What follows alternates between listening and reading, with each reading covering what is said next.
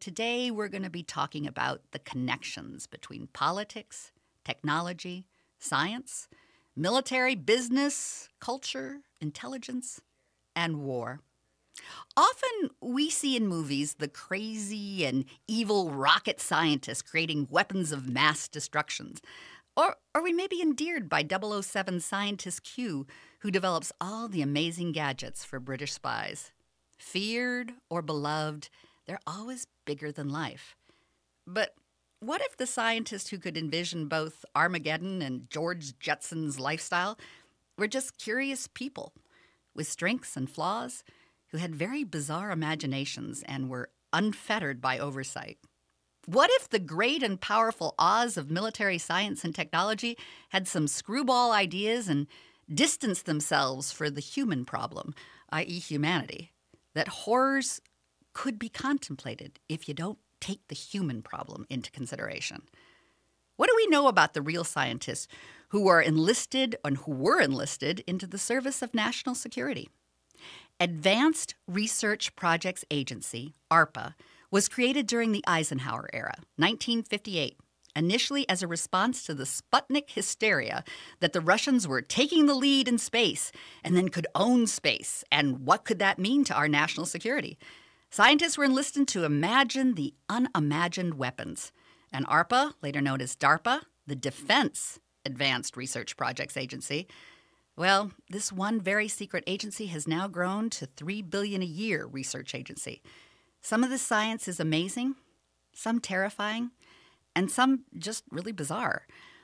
This rich but little-known history is packed with fascinating stories and has been brought to life by Sharon Weinberger's book, The Imagineers of War, the untold story of DARPA, the Pentagon agency that changed the world. And I'm thrilled to have the author and journalist Sharon Weinberger with me today to share her thoughts on the Imagineers of War. Welcome, Sharon. Hi, thanks for having me.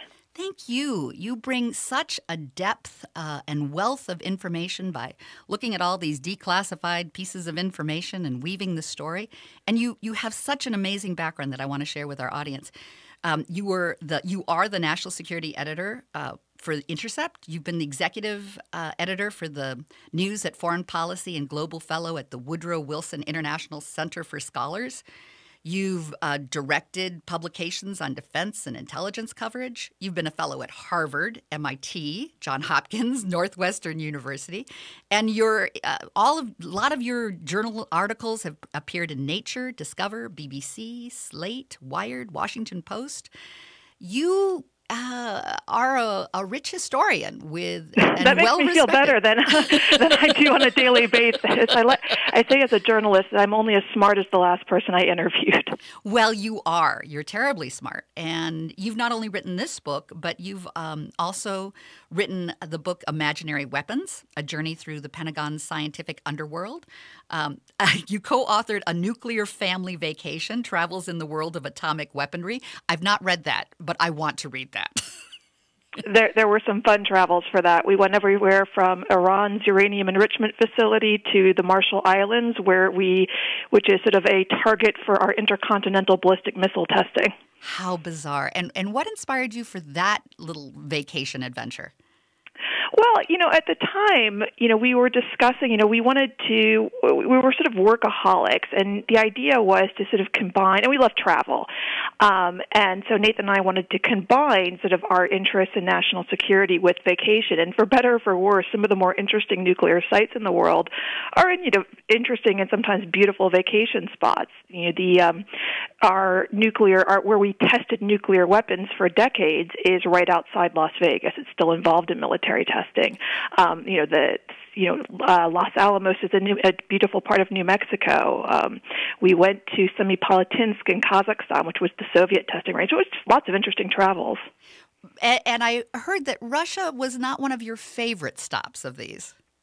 Well, Russia So, I come from a background, I studied Russian and East European studies in graduate school, and, I have a lot of affinity for the cultures and languages of, Russia, Poland, Ukraine, and the whole area. As a journalist, Russia is a very, very hard place to work. There was sort of a golden era of the 1990s when you could go and interview anyone. Historians could go into the archives, and that has really become much, much harder in the past, probably over 10 years, for a combination of reasons, the number one being political. It's you have to get permission for every interview. We had interviews with former nuclear weapons scientists that were canceled by the last minute on government orders. This is a very, as a journalist, you thrive on transparency, on the ability to speak to people and to uncover new things. It's very hard in Russia, which is a shame.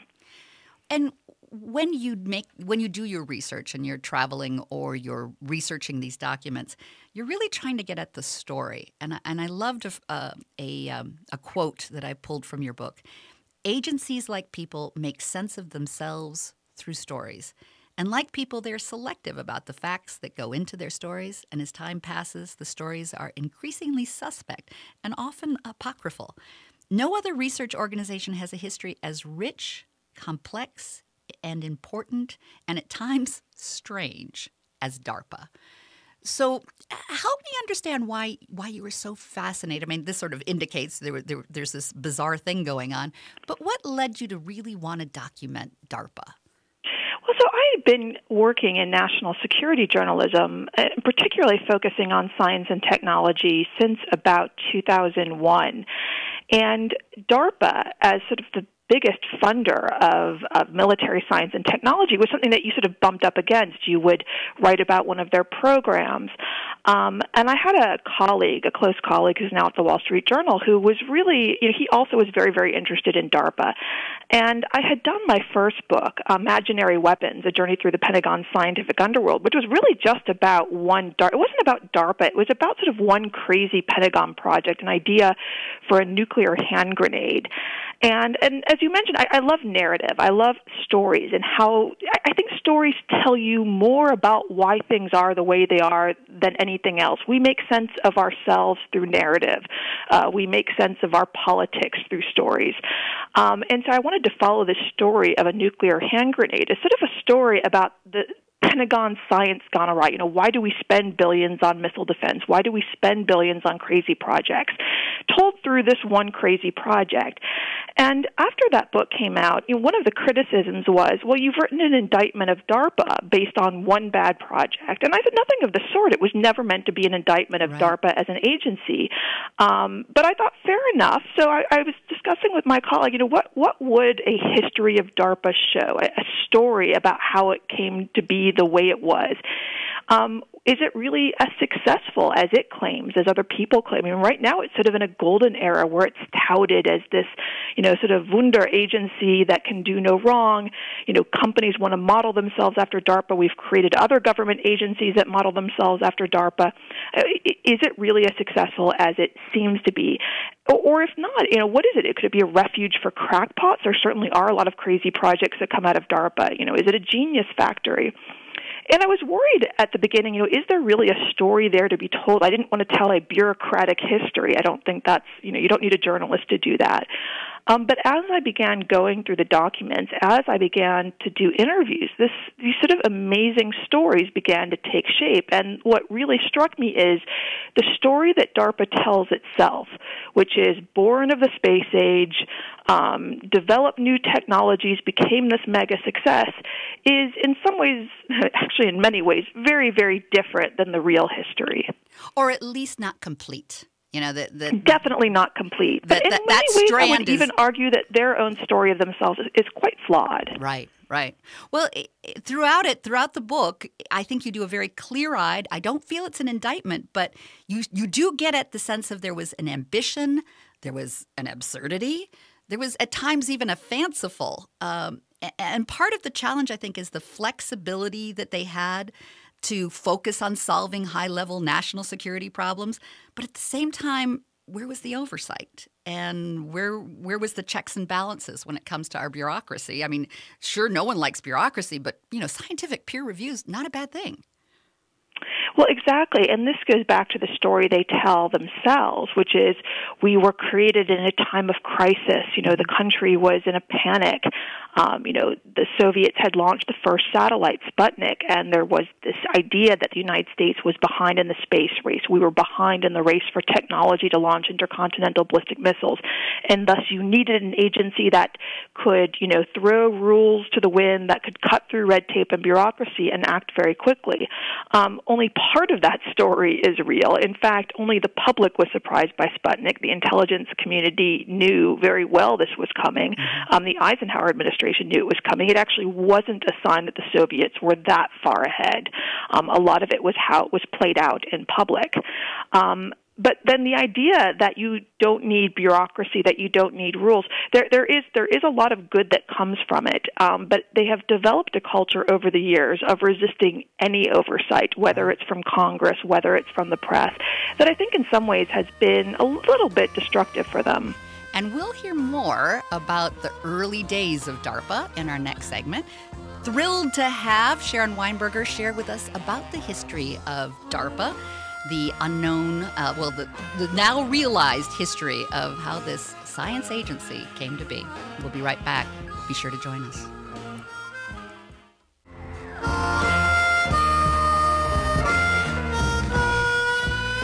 And welcome back.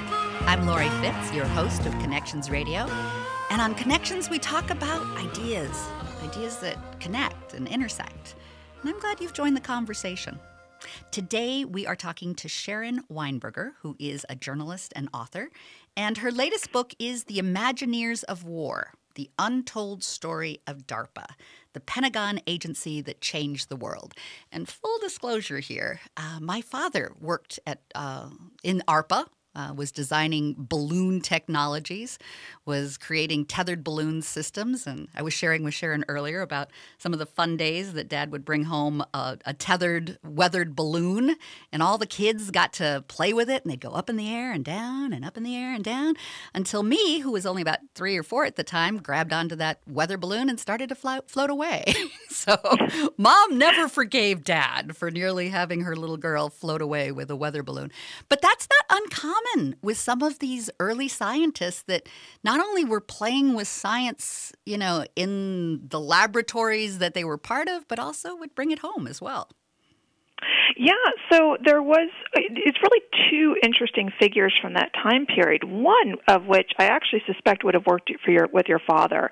But in terms of bringing technology home, there was one person, Bill Goodell, who was a very early official at the agency who was brought in. He was basically a spook, an intelligence operative who was placed at ARPA, what later became DARPA, in those early days to sort of look out for the interests of the intelligence community. Because DARPA in those early days, when it was created, it swept together all of the space and rocket programs across government, which included everything from Wernher von Braun and his rocket scientists in Huntsville, Alabama, and also included something that the public didn't know about, which was the first Earth satellite program, the first satellite that could take pictures of the Earth. It hadn't launched yet. It was in development, and DARPA took that over. But William Goodell was the type of guy he had these 5 daughters, and he would sort of he got very involved in insurgency and jungle warfare, and would bring things home for his daughters to try out. One day he brought home these pontoons, basically, to go down waterways, and his daughters called them Jesus shoes because you could allegedly walk on water. They didn't work very well.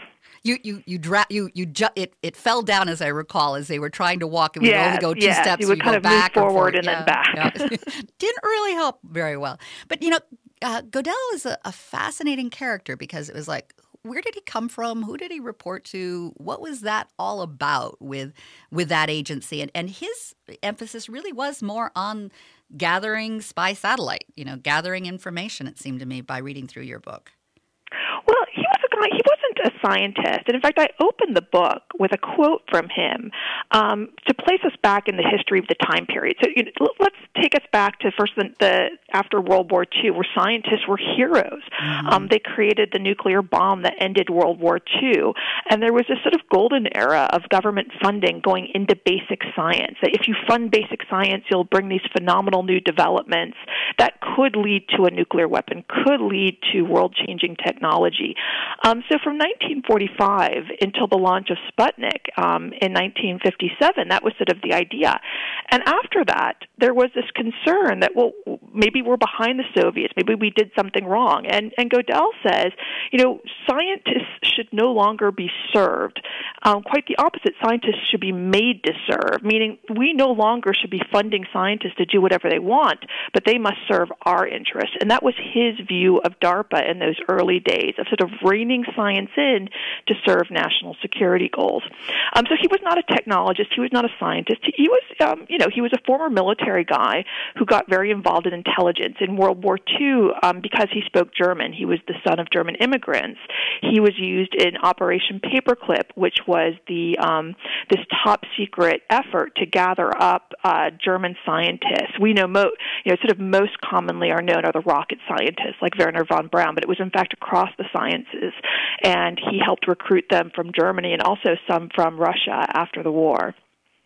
Well, it seemed to me in reading through this, you do a beautiful job of looking at, is it a science agency that served national security, or was it a security agency served by scientists? And there was real conflict about who was in control and what vision was going to prevail. Right, so you have these two competing visions of DARPA from its very first days. So the Secretary of Defense, Eisenhower, who was the president at the time, really was recruiting these captains of industry. He was Eisenhower himself was a general, and he thought corporate leaders could help sort of remake Washington, cut waste. And so he brought in as the Secretary of Defense a guy who had been the head of Procter & Gamble in Ohio, and there were all these sort of newspaper articles that came out that said, soap maker becomes Secretary of Defense, like really mocking this guy. And it was true, he didn't, he had no government experience. He didn't know the issues very well. And so he looked to the corporate world for how to do things. So after Sputnik, he actually was very seminal, the Secretary of Defense, Neil McElroy, in coming up with the idea of DARPA, because it made sense to him. At Procter & Gamble, there had been sort of a special research part for what was called upstream research, things that were far out in the future. And he thought, well, maybe we can do something like this at the Pentagon. So he, in turn, as sort of a captain of industry, his choice to head DARPA, the very first director, was also not a scientist or technologist.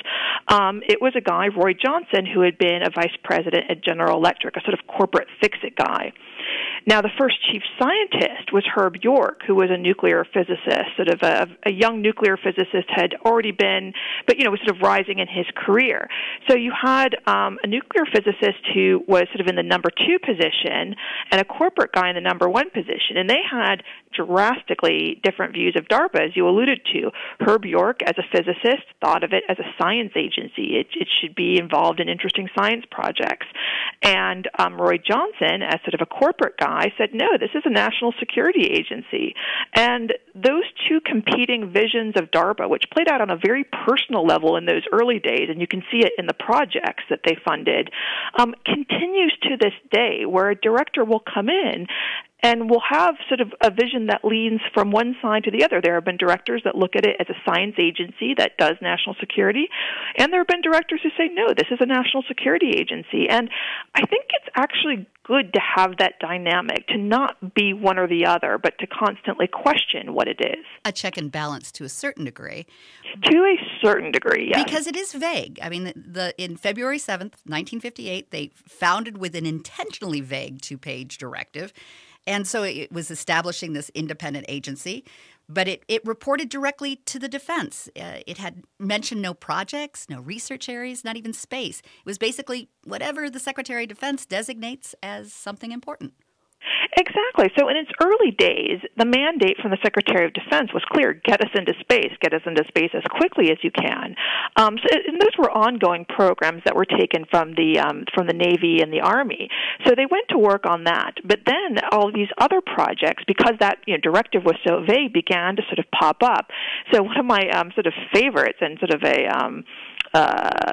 morbid way from the early days was something called Operation Argus, Project Argus, which was this fanciful idea to create a force field around the entire planet that would knock out incoming ballistic missiles. Because this is the early days where, both the Soviet Union and the United States were developing the technology for intercontinental ballistic missiles. And, this is, as it is today, the idea this could be the end of life as we know it. And there was a scientist, and I'm going to Nick Kristof, and I'm going to have to save the Kristof story because it's fabulous. But we're coming up to break, and this force field that would keep these ballistic missiles from entering was a bizarre, but it got some traction. So we'll hear more about it. We'll be right back. Left everyone on a cliffhanger who has been with us about this crazy story about this amazing shield that was envisioned. And from there, I'm going to let you share a little bit more, Sharon, about this crazy idea. Right. So Operation Argus was one of the very first projects funded by this new agency, DARPA, in 1958.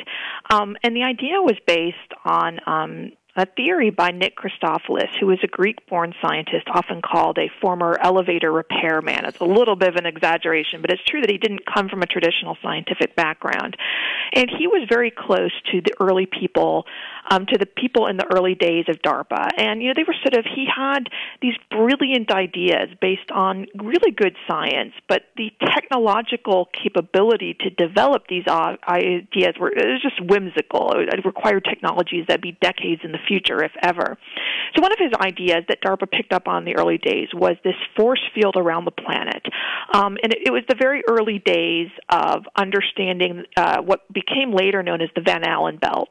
And his idea was if you launched nuclear weapons in the upper atmosphere, they would release killer electrons that would be trapped in this belt and that would fry the electronics on ICBMs, creating, in essence, sort of an electronic force field.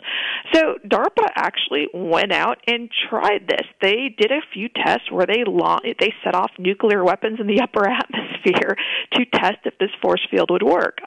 It didn't. But it gives you a sense of just the power that DARPA had in its early days. Have an idea for a force field? Sure, we'll launch some nuclear weapons in the atmosphere to try it out. And we'll invest a few million to make it happen. Or not. Yeah. And they funded other projects based on Nick Kristof's ideas. The more famous one was a very top secret project called Seesaw, which was an idea for a particle beam. Again, it was to take out nuclear weapons. It was a ballistic missile defense system. And Kristof had this idea for a particle beam. And one of the many barriers to building this particle beam was you would basically need the entire U.S. electricity grid to power it. And this kept getting funded because, scientists around Kristof were just so enchanted with him. And so there was a program manager I interviewed who was there in those times, and he said, I just wanted to kill this idea once and for all. So I called a meeting of all these scientists to point out, because there were many technical problems with this idea. Yes, brilliant science, but it just wasn't going to work. So he said, let's focus on this electricity problem. How are we going to power this weapon? And Kristof starts drawing on the chalkboard and talking about how we're going to set off nuclear weapons under the Great Lakes to drain the Great Lakes to power this particle beam. And this program manager thinks, well, this will be the end of it. Like, nobody would think about this crazy idea. And he looks around, and all the scientists in the room are nodding and agreeing with Kristof's statistics. We're going to nuke and drain the Great Lakes to power a particle beam. Why not?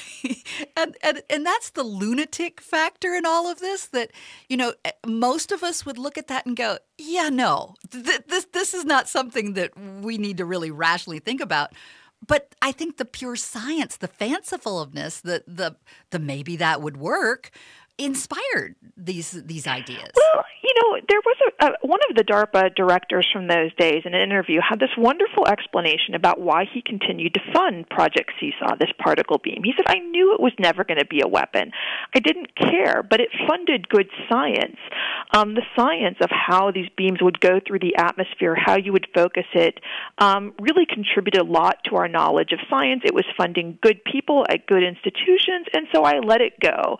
And that is, as good an explanation as I can think about you could come up with for talking about draining the Great Lakes, which they never did, of course. It goes back again to the idea. So that director who said that, I funded it because I knew it wouldn't be a weapon, but I knew it would be good science, was Jack Arena, who was an electrical engineer who was very much, he went back to academia after DARPA, and I think that's where his heart was. And he was one who really thought this is a science agency. Yes, we have to justify the projects for national security, but it is a science agency at heart. And I think some of the individuals that were involved really believe that this would put an end to war versus create new weapons of war. Well, exactly, and that's where I came up with the title of the book, of thinking about what DARPA thought of itself in those early days. What was its role? And I think what unified those people, regardless of the science agency or national security agency, was the idea that they were about imagining how is war fought today, how will it be fought in the future, and what do we do to either win it, to prevent it, or to stop it. And that's where the title Imagineers of War comes from. It was this very, very ambitious idea. Going back to your father, who worked at DARPA in the early days on tethered balloons, well, he actually likely would have worked for one of the other fascinating people that I talk about in my book, Richard Cesaro, who was very much behind the tethered balloons. These were sort of using tethered balloons as sensor systems. He also sent them to Vietnam to relay video that could be then used for targeting. And Richard Cesaro was also a very controversial guy. He had these very imaginative ideas, like let's arm a drone and send it to Vietnam. Well, now we see armed drones all the time. Doing that back in the 1960s or early 1970s was unheard of. Richard Cesaro was also involved in a weird mind control project involved, using microwaves. So, all of these people had the potential to do very interesting work, very great work, and also to go off the rails. Well, you bring up what was the next vision of weaponry as sort of the imagination, the Imagineers.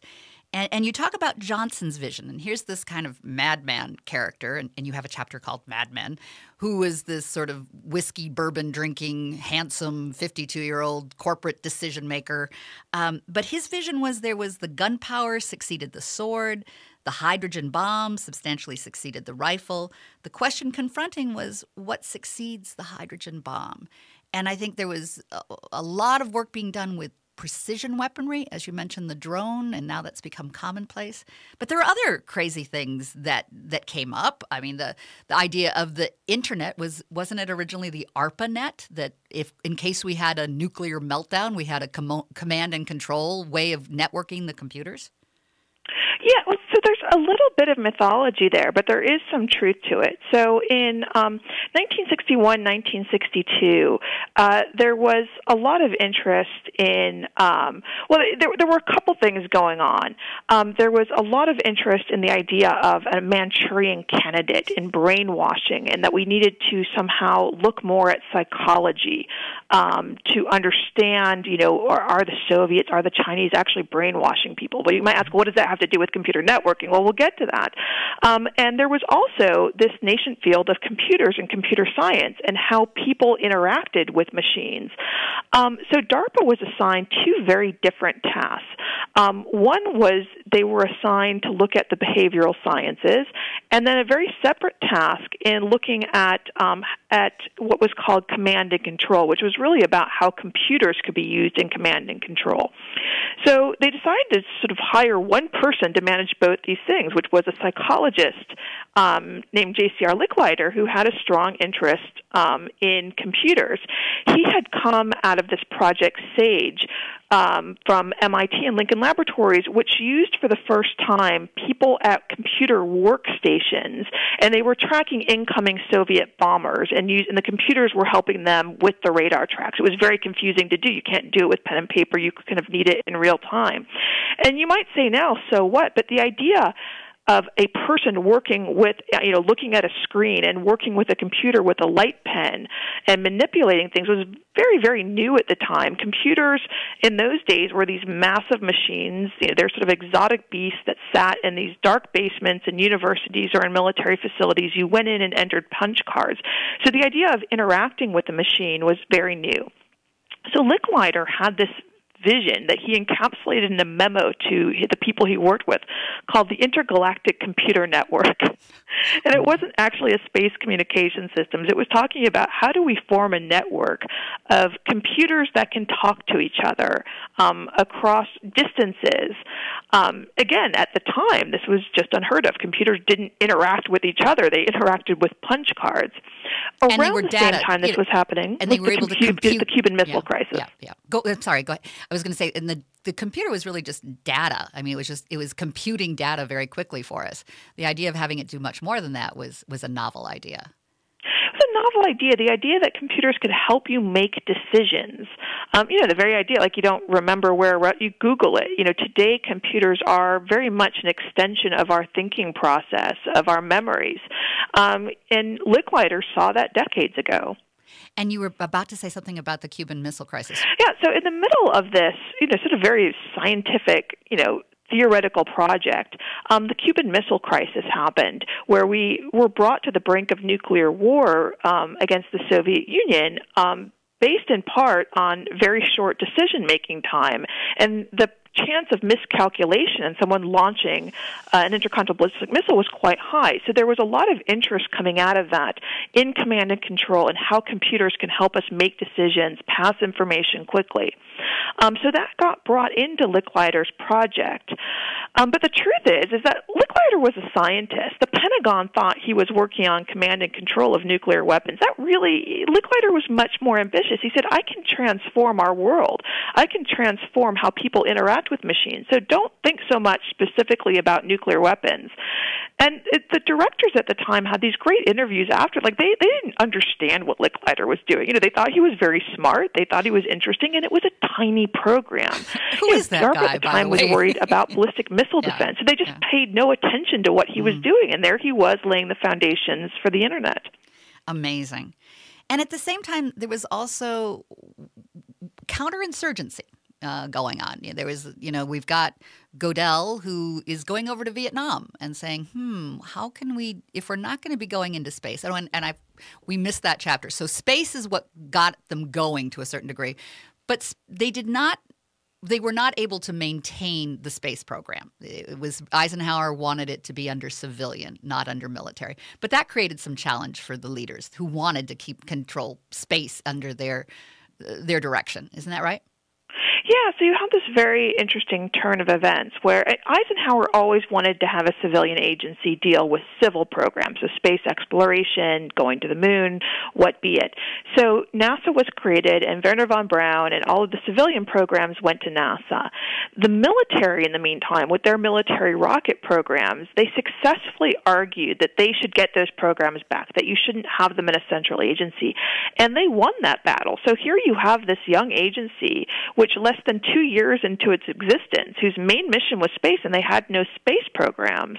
And I think that the Pentagon and the administration had always planned to shut DARPA down. I think it is a fluke of history, and mainly because of Bill Goodell that it went on. Goodell, who had close connections to the White House, argued... And we're going to have to hear more about Goodell in the next... I'm going to have another cliffhanger for everyone, because it's a fascinating story how Goodell maneuvered from space to Vietnam. And we'll hear more about that when we come back for our next segment. There's so much more that I want to talk about with Sharon Weinberger. And so we're going to have her back, because we're only going to get halfway through all of my notes. But it's been such fascinating conversation, and it's been wonderful to have the author and journalist Sharon Weinberger share about her book, The Imagineers of War, The Untold Story of DARPA, the Pentagon agency that changed the world. And thank you, Sharon, for being part of our show today. No, thanks again for having me. Oh, it's just terrific. So we were talking in the last segment about sort of this fluke of nature that DARPA actually survived, like the cockroach, if there would be a nuclear war.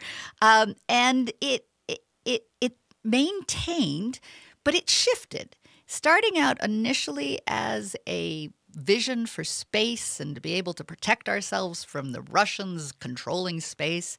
We gave space over to NASA, but DARPA took on satellites, they took on rockets, they took on other ingenious ways of preserving the intelligence and military and politics and business to work together. And there was an interesting character that you've been sharing about Goodell and his trip to Vietnam. So let's back up and tell me a little bit about how that all happened. Well, so basically in 1960, DARPA is flailing as an agency. It's lost its only prestigious programs, which were the space programs. As you mentioned, the civilian programs went to NASA, but then the military programs went back to the Air Force, Navy, and Army, and the CIA and eventually the National Reconnaissance Office took over the spy satellites. So this agency had they had little programs, but nothing that was very important. And, you want your agency to be important. That's what people want. So Goodell pitched the idea to the Pentagon of letting him go on a trip to Asia because there were rising insurgencies against U.S.-backed regimes there to see what DARPA could do. So he comes back from this trip and says, we need to launch jungle warfare centers that come up with technology and tactics that can help local militaries fight these insurgencies so that U.S. forces don't have to be deployed there. Shortly after he proposes that, fighting in Vietnam ramps up. We have a new president, President Kennedy. And President Kennedy is sort of fascinated by this idea of jungle warfare. He's enchanted by this Air Force General, Edward Lansdale, who's a close friend and associate of Goodell. This idea that you can have special operations and spy things and doohickeys. And so he approves the launch of this DARPA jungle warfare center called the Combat Development Test Center. And they open offices in Bangkok in Thailand, which is to be a laboratory essentially for jungle warfare. And they also open offices in Saigon.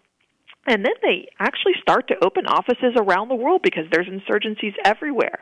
They open offices in Tehran, Iran, and they open offices in Panama, in Beirut, because they're going to come up with a solution, a global solution to the problem of insurgency. It was a very ambitious idea. And naive. Wouldn't you say that the idea that we would have that kind of power and control to make that impact? To Naive at the time, yes. But on the other hand, you have to sort of applaud the ambition. What was very prescient about what they were proposing was they said, we need to find a way not to have U.S. troops in these countries.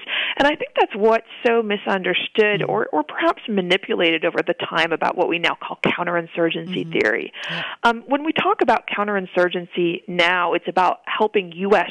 troops fight in places like Iraq and Afghanistan. The original counterinsurgents, people like Bill Goodell or Edward Lansdale, they were very much about how do you help these governments fight the insurgencies on their own so that we don't deploy U.S. troops. But absolutely, they were so naive. They understood these countries better than most people in the United States, but it was still very, very limited knowledge, and I think a lot of the projects were quite misguided. And horrific. I mean, And horrific. Yeah. One of the early things, unfortunately, that Bill Goodell proposed was to use chemical defoliation, what later we knew under the nomenclature Agent Orange, for Vietnam. And the original idea was to use it to get rid of the subsistence crops that the Viet Cong, the communist fighters, were living off of, and then also to get rid of jungle foliage that the Viet Cong were using for cover. Instead, it got used all over Vietnam and with horrific effects on members of the U.S. military and mostly on the civilian Vietnamese population. And it was ambitious, but because the human factor wasn't often entered into it because of the science and this ability with science, and not thinking through how could this be misused? How could this be taken and not just aiming for the Viet Cong, but did they care how it was used? It was a weapon of war that they could use and unleash on anyone. Look, I always say that warfare is a human problem. And it's interesting, when Goodell was interviewed in the mid-1970s, so many years later, after he left DARPA, actually after he was fired from DARPA, after he went to prison because of DARPA. The little embezzlement issue, a little challenge that's there. Another issue. They asked him in an interview that I was able to get through the Freedom of Information Act, was there anything from that Vietnam project, it was called Project Agile, that was successful? And his answer was, quote, nothing. Wow. He said, we tried to win the war with technology.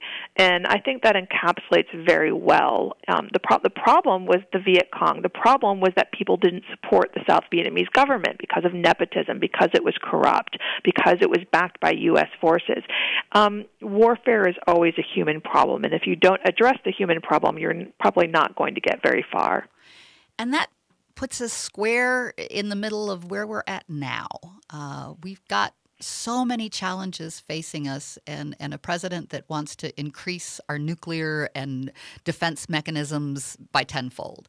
And that should, I believe, send terror down our spines. And are there lessons? And I mean, we only have a couple minutes, and I'm going to have you back because this is way too good of a conversation just to end it with this. But do you have some thoughts on how we can apply some of these lessons and stories that you've brought to light on how we face the world now? Yes, when I talk about the book now, this is what I tell people. What we're seeing now under the current administration, under the Trump administration, is a slashing of funding for civilian science agencies. A lot of it hasn't gone through because Congress hasn't allowed him, but proposals to slash funding for the National Institutes of Health, to slash funding for the National Science Foundation. And it's actually not just cuts for science. It's a shifting of funding back to the Defense Department, which has proposed increases. And DARPA, traditionally, their funding has increased when the Defense Department funding has increased. So you can say, some people will always look at military-funded science as bad, and some people will look at it as good as necessary. What I tell people is you need to look at the effects of it. So if you want to have your military agencies be the major funders of science and technology in the country, then you need to look at what was done in the Cold War. And there were a lot of great things. The Internet, which came out of military funding, was a wonderful thing. But look at all the destruction of the Vietnam War. Absolutely. Look at the nuclear arsenal. And you have to judge, as I've talked about a lot, both the successes and failures of military-funded science and technology. There is a cost to success. And the question is, are we willing to pay that cost? And I'm going to encourage everyone in our audience to go out right now and buy The Imagineers of War, the untold story of DARPA, the Pentagon agency that changed the world. And we'll be having Sharon Weinberger back. There's more to tell, but this is a great kickoff. Thank you, Sharon, for being part of Connections Radio. Thanks again for having me. Loved having you, loved hearing the stories, and looking forward to hearing more here on AM 950, the progressive voice of Minnesota.